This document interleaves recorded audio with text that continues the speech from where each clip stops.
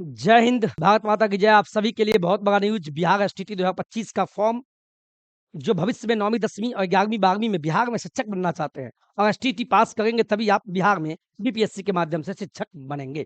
तो इसी को लेके मैं आपको डॉक्यूमेंट पे आधारित आपको मैं कुछ सूचना दे दूं। ध्यान से, बिहार एसटीईटी जो फॉर्म आवेदन शुरू हो गया। आज आपने डाला नहीं है, कोई दिक्कत नहीं है, कल भी मत डालिए, 1-2 दिन आप रेस्ट कीजिए, लेकिन 10 यूट्यूब देख के अच्छे से फॉर्म डालिएगा। ये डॉक्यूमेंट्स कौन-कौन सा डॉक्यूमेंट्स आप देंगे, ये तो मुझे भी पता है और आपको भी पता है। Matric, inter, graduation plus B Ed और जो भी जिनका पीजी है वो डालेंगे। लेकिन इसमें कुछ महत्वपूर्ण डॉक्यूमेंट है, वो आपको बताएँगे। महत्वपूर्ण फॉर्म भरने से पहले देख लें, एक गलती और आपका फॉर्म रिजेक्ट होगा और आपके सपने टूट जाएँगे, क्योंकि एसटीटी पास होंगे, तो ही आप 9वीं से 12वीं में शिक्षक बनेंगे। और एक डिस्क्लेमर आपको दे दें, जो बीएड अपीयरिंग है या पीजी लास्ट ईयर में या बीएड लास्ट ईयर में डिग्री कंप्लीट नहीं है, वो फॉर्म मत डालिएगा, उनको भविष्य में कोई फ़ायदा नहीं है। अपीयरिंग वाले को बिल्कुल मौका नहीं है, ठीक है? चलिए आगे बढ़ते हैं। यहाँ देखिए, आपके सामने यहाँ देखिए ये नोटिफ़िकेशन है, दिखाई देगा? बेहतरीन दिखाई देगा, कोई दिक्कत तो नहीं? ये डॉक्यूमेंट अपलोड कौन-कौन सा डॉक्यूमेंट अपलोड करना है, इस पे आधारित आपको हम बता देते हैं, जिससे कि आपको दिक्कत नहीं हो, ठीक है? चलिए ध्यान से बनिएगा। यहाँ देखिएगा क्या बोलता है, 16वाँ पॉइंट है, नोटिस। हो सके तो नोटिफ़िकेशन निकाल लीजिएगा, साइबर कैफ़े में जाइएगा, 12 पेज का नोटिफ़िकेशन है, बिहार एसटीटी 2025 ऑनलाइन फॉर्म में कैसे भरें, क्या डालें, क्या नहीं। यहाँ देखिएगा, प्रमाण पत्र, आपके पास जो भी प्रमाण पत्र है उसको अपलोड करना है। कैसे भाई? अभ्यर्थी निम्नांकित प्रमाण पत्रों की स्व अभिप्रमाणित प्रति अपलोड करेंगे, प्रति अपलोड करेंगे। आखिर लिखने वाले ने ऐसा क्यों लिखा? मेरा सवाल ये है, क्या लिखा है? क्या लिखा है? अभ्यर्थी जो आप फॉर्म डाल रहे हैं, तो आपको बोल रहा है अभ्यर्थी निम्नांकित जो नीचे पॉइंट दिया गया है, वो सारे डॉक्यूमेंट की स्व अभिप्रमाणित प्रति ही अपलोड करेंगे। ऐसा क्यों लिखा? या सीधे बोलता कि अपलोड कर दो। स्व अभिप्रमाणित का मतलब, ये प्रश्न आपसे मैं पूछ रहा हूँ। यहाँ क्या बोल रहा है? स्व अभिप्रमाणित प्रति अपलोड करें। यहाँ ध्यान दीजिए आप, मैं क्या बात करने वाला हूँ। स्व अभिप्रमाणित बोला है, क्या बोला है? स्व अभिप्रमाणित डॉक्यूमेंट, स्व अभिप्रमाणित, स्व अभिप्रमाणित प्रति अपलोड करें, ऐसा क्यों लिखा? इसका मतलब समझिए। स्व अभिप्रमाणित प्रति का मतलब समझिए ध्यान से। करने के लिए कोई भी कुछ कर सकता है, कोई दिक्कत नहीं है, अपनी-अपनी मंशा है। मान लीजिए ये डॉक्यूमेंट है, ये आपका ओरिजिनल डॉक्यूमेंट है, ठीक है? ओरिजिनल वाला डॉक्यूमेंट है आपका। अब ओरिजिनल डॉक्यूमेंट तो ओरिजिनल होता है।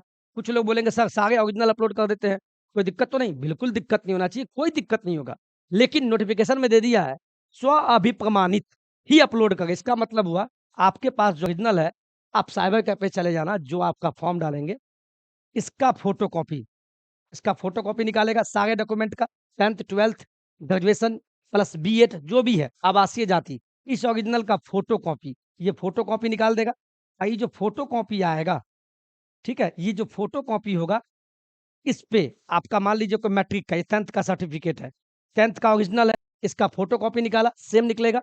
स्व अभिप्रमाणित का मतलब ये हुआ, मान लीजिए आपका जो नाम मैट्रिक इंटर में है, वही नाम से फ़ोटोकॉपी वाला पे नीचे में बस अपना नाम लिख दीजिएगा। जैसे मेरा नाम पृथ्वीराज है, तो फुल नेम पृथ्वीराज, पृथ्वीराज लिख के ऐसे कर देंगे। हो सके तो डेट मार दीजिएगा नीचे में डेट मार दीजिएगा। यही अपना नाम, जब फॉर्म डालिएगा ना उस दिन का डेट डाल दीजिएगा नीचे में। यही हुआ स्व, स्व मतलब खुद का, प्रमाणित यानी खुद का, खुद से प्रमाणित कर रहा हूँ कि ये जो ओरिजिनल डॉक्यूमेंट है, ये मेरा ही है। स्व अभिप्रमाणित का मतलब यही हुआ। वहाँ क्या बोल रहा है, इसीलिए मैं बोल रहा हूँ, बाद बाकी आप समझदार हैं, पता लगा लीजिएगा। लेकिन हम आपको सलाह देंगे, ओरिजिनल डाल रहे हैं तो कोई दिक्कत नहीं। लेकिन जब यहाँ लिख दिया स्व अभिप्रमाणित, इसका मतलब ये हुआ आप 10th का अपलोड करें या 12th का अपलोड करें या ग्रेजुएशन का अपलोड करें, ठीक है? या कोई भी डॉक्यूमेंट आप अपलोड करते हैं, तो स्व अभिप्रमाणित का मतलब ये हुआ कि आप ओरिजिनल का सारे डॉक्यूमेंट का आप डुप्लीकेट निकालिए, उस डुप्लीकेट पे नीचे में अपना जो ओरिजिनल नाम है पूरा नाम लिखिए और साथ में एक लाइन खींच के वहाँ डेट लिख दीजिएगा। वो डॉक्यूमेंट आप अपलोड कीजिए। ये डॉक्यूमेंट अगर अपलोड कीजिएगा तो इसमें कोई त्रुटि ही नहीं होगा। बाद बाकी आप समझदार हैं, यूट्यूब पे देखते गए, लेकिन मेरा आपको सलाह होगा कि ये स्व अभिप्रमाणित वाला ही डॉक्यूमेंट अपलोड करें। क्या मैं सही बोला हूँ कि नहीं? तो ध्यान से आप कमेंट कीजिएगा, ठीक है? चलिए, देखिए यहाँ डॉक्यूमेंट में लिखा भी है, मैं अपने मन से नहीं बोला हूँ ना। अब ध्यान दीजिए यहाँ क्या बोला है। ये देखिए सर, क्या बोला है, प्रमाण पत्रों को जो अपलोड करना है, अभ्यर्थी निम्नांकित प्रमाण पत्रों की स्व अभिप्रमाणित प्रति अपलोड करेंगे। स्व वाला यानी क्या? ओरिजिनल का फोटो कॉपी करके उस पे अपना नाम और जिस दिन फॉर्म डाल रहे हैं अपलोड करेंगे उस दिन का डेट डाल दीजिएगा। क्या दिक्कत है? कोई दिक्कत नहीं है, बस अच्छे से फोटो कॉपी कीजिएगा। मेरा ये सलाह है, अगर ये लिखा नहीं होता तो हम नहीं बताते, सीधे ओरिजिनल डाल दो। लेकिन ये लिखा क्यों, मेरा ये सवाल है। तो आप नोटिफिकेशन निकाल लीजिएगा, पढ़ लीजिएगा क्या क्या अपलोड करना है, यहाँ ध्यान दीजिए। सबसे अहम सवाल, मैट्रिक 10th पास किए हैं तो 10th का आपको प्रमाण पत्र, जो ओरिजिनल मूल प्रमाण पत्र सर्टिफिकेट, 10th में 2 सर्टिफिकेट मिलता है या इंटर में भी 2। पहला पास कीजिएगा अंक पत्र जिसको मार्कशीट बोलते हैं, इसके 2 साल बाद मूल प्रमाण पत्र जिसको सर्टिफिकेट बोलते हैं। तो दोनों डॉक्यूमेंट आपके पास चाहिए।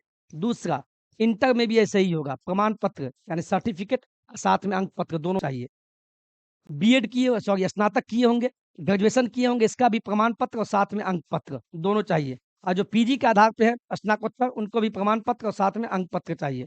और बीएड का प्रमाण पत्र और अंक पत्र। अब बहुत सारे लोग बोलेंगे सर मेरे पास बीएड का ओरिजिनल मूल प्रमाण पत्र नहीं है, तो प्रोविजनल डाल दीजिए, कोई इश्यू नहीं है। तो बोलेंगे पीजी का मेरे पास सर्टिफिकेट नहीं है मूल वाला, तो प्रोविजनल डाल दीजिए। तो बोलेंगे ग्रेजुएशन का मेरे पास ओरिजिनल मूल प्रमाण पत्र नहीं है सर्टिफिकेट, तो प्रोविजनल औपबंधिक डाल दीजिए। लेकिन अंक पत्र तो डालना होगा लास्ट ईयर वाला, जिसमें सारा हो। ठीक है, प्रोविजनल भी डाल सकते हैं, यानी औपबंधिक उसको बोलते हैं, प्रोविजनल या औपबंधिक हिंदी में। ओरिजिनल नहीं है मूल प्रमाण पत्र तो औपबंधिक डाल दीजिए, कोई दिक्कत नहीं है। ठीक है, अन्य शैक्षणिक योग्यता है तो डालिए, नहीं तो कोई दिक्कत नहीं है, इसका कोई मतलब नहीं। अब आते हैं सक्षम पदाधिकार, जो एससी एसटी में आते हैं, जो भी एससी एसटी में हमारे भैया भाभी भाई बहन आते हैं, छात्र छात्राएं, भविष्य के भावी शिक्षक, एससी एसटी वाले आप आवासीय आवासीय प्रमाण पत्र ब्लॉक स्तर पर बना लीजिएगा। और साथ में एससी एसटी वाला जाति प्रमाण पत्र, मात्र आपको 2 ही डॉक्यूमेंट चाहिए। जो ओबीसी में आते हैं, ध्यान रहे, जो अत्यंत पिछड़ा वर्ग यानी ईबीसी, या जो पिछड़ा वर्ग बीसी 2 में आते हैं, उनको आवासीय आवासीय तो देना होगा। और साथ में NCL OBC non creamy layer, देखिए ना, सक्षम पदाधिकारी द्वारा क्रीमी लेयर रहित प्रमाण पत्र, यानी क्या, यानी क्या, यानी क्या, यानी ओबीसी एनसीएल। यहाँ मैं ध्यान से आपको बता देता हूँ, यहाँ देखिए जो भी ओबीसी में आते हैं, जो भी ओबीसी में आते हैं, इनको 2 डॉक्यूमेंट लगेगा। पहला डॉक्यूमेंट आपको लगेगा आवासीय, ध्यान से देखिएगा, इनको आवासीय लगेगा। और दूसरा इनको लगेगा, दूसरा डॉक्यूमेंट ओबीसी एनसीएल। बहुत आसान है, बना लीजिएगा। ये 2 डॉक्यूमेंट आपको अपलोड करना ही होगा। बहुत सारे बोलेंगे सर एनसीएल क्या होता है, तो एक बात बता दूं, अभी भी अगर समय है आपके पास, आवासीय जाति आय प्रमाण पत्र, ये 3 डॉक्यूमेंट होगा, तब जाके चौथा डॉक्यूमेंट होता है। तो इसीलिए ये और ये आपको अपलोड करना होगा। जो एससी एसटी में आते हैं, एससी एसटी में कोई हो, भाई बहन कोई, महिला पुरुष हो या महिला कोई भी हो, उनको आवासीय लगेगा, इनको आवासीय देना होगा। बिहार के निवासी हैं तो आरक्षण चाहिए। और साथ में आपको एससी एसटी का जाति प्रमाण पत्र चाहिए, जाति प्रमाण पत्र चाहिए। कोई दिक्कत? कोई दिक्कत नहीं है। आप बोलिएगा सर कहाँ का बना होना चाहिए? सर कहाँ का बना होना चाहिए मतलब ब्लॉक स्तर पे।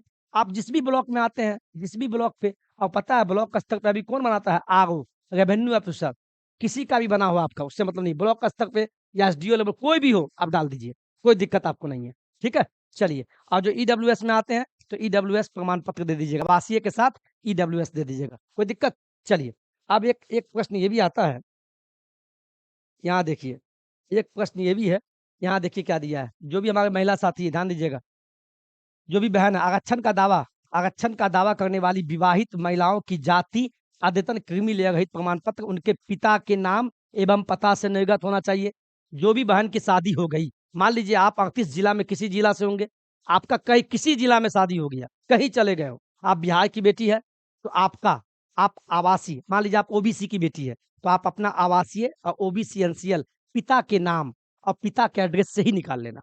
ठीक है, या जो एससी एसटी में आती हैं, आरक्षण चाहते हैं, वो भी अपना आवासीय और जाति प्रमाण पत्र सब अपने पिता के एड्रेस, पिता के नाम से ही निकाल लीजिएगा। कोई दिक्कत? कोई दिक्कत नहीं है। और जो दिव्यांगता में आते हैं, जो भी भाई बहन, ठीक है, पीएच कैटेगरी में आते हैं, वो अपना दे दीजिएगा। जो भूतपूर्व सैनिक है, सैनिक से रिटायर्ड है, ठीक है। और बाद बाकी यही आपका था, और जो मैंने आपको बताने का प्रयास किया, बेहतरीन तरीका से बताया है, तो आप इसका स्क्रीनशॉट ले लीजिए, जिससे कि आपको दिक्कत नहीं हो। यहाँ देखिए, क्वालिटी बढ़ा के इसको आप ले लीजिए। ठीक है, इसका आप स्क्रीनशॉट ले लीजिए। कोई दिक्कत? मुझे नहीं लगता आपको कोई दिक्कत इसमें हुआ होगा। हम आपको अच्छे से बताए हैं, जिससे कि आपको दिक्कत नहीं हो। स्व अभिप्रमाणित इसको आप कहीं पता लगा लीजिएगा, ये क्यों लिखा? लिख के क्यों दे रहा है? ओरिजिनल भी अपलोड कीजिएगा, कोई दिक्कत नहीं है। लेकिन अगर स्व अभिप्रमाणित खुद का बोल रहा है, तो इसका मतलब ओरिजिनल पर तो नहीं मारिएगा। ओरिजिनल का फ़ोटोकॉपी करा के सारे डॉक्यूमेंट का, उसके बाद उसके नीचे में सभी फ़ोटोकॉपी पे अपना नाम, जो ओरिजिनल नाम, उसके बाद वहाँ नीचे में डेट मार दीजिएगा, कोई दिक्कत नहीं होगा। अगर ऐसे कीजिएगा तो बढ़िया रहेगा। बाद बाकी आपकी मर्ज़ी, आपकी ज़िंदगी, आप जो कीजिएगा, आप शैक्षणिक लिए हुए हैं। शैक्षणिक तो है ही आपका 10th 12th ग्रेजुएशन, आप शैक्षणिक कर चुके हैं। तो बाद बाकी आप समझदार हैं। कोई दिक्कत तो कमेंट कीजिएगा। आज के वीडियो में इतना ही। जय हिंद, जय भारत।